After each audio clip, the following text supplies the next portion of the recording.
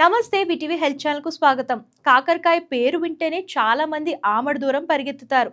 ఈ శీతాకాలంలో మీ ఆరోగ్యాన్ని కాపాడుకోవడానికి కాకరకాయ ఓ సంజీవనిలా పనిచేస్తుంది.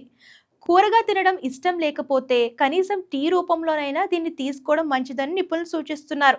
ముందుగా కాకరకాయను శుభ్రంగా కడిగి గుండ్రటి ముక్కలుగా కోసుకోవాలి. ఒక గిన్నెలో నీటిని తీసుకొని అందులో ఈ ముక్కలను వేసి మీడియం మంటపై సుమారు 10 నిమిషాల పాటు మరిగించాలి.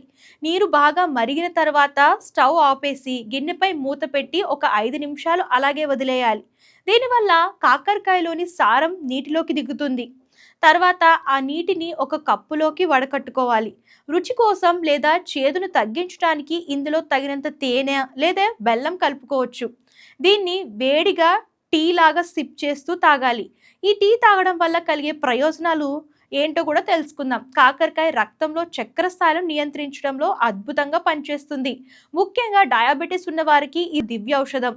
చలికాలంలో గొంతు నొప్పి లేదా గరం గరం ఉంటే వేడివేడిగా కాకరకాయ టీ తాగడం వల్ల గొంతుకు మంచి ఉపశమనం లభిస్తుంది. ఇది రక్తంలోని చెడు కొలెస్ట్రాల్ను తగ్గించి గుండె ఆరోగ్యాన్ని మెరుగుపరుస్తుంది. అలాగే కాలేయాన్ని శుభ్రపరచడంలో కాకరకాయ టీ కీలక పాత్ర పోషిస్తుంది.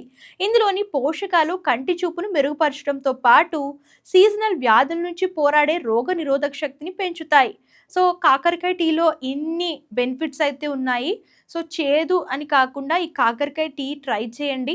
సో మీకు తగినంత తేనె అలాగే లేదు అంటే బెల్లం కూడా వేసుకోవచ్చు. చేదనేది కొంచెం తగ్గుతుందనమాట. బెల్లం అండ్ తేనె కూడా హెల్త్‌కి మంచిది కాబట్టి ఈ టీ ఒకసారి ట్రై చేయండి. ముఖ్యంగా శీతాకాలంలో ఇది బెస్ట్ అంటే బెస్ట్ బెనిఫిట్స్ ఇస్తుందంట.